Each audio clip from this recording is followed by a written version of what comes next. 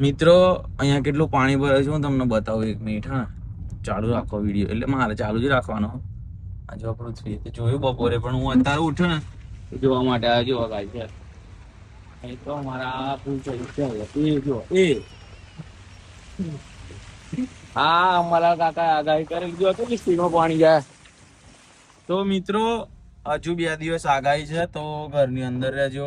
આ તો અમારે જરૂરી સામાન લેવાનું હતું જમવાનું બનાવવા માટે, એટલે આવ્યા હતા બહાર.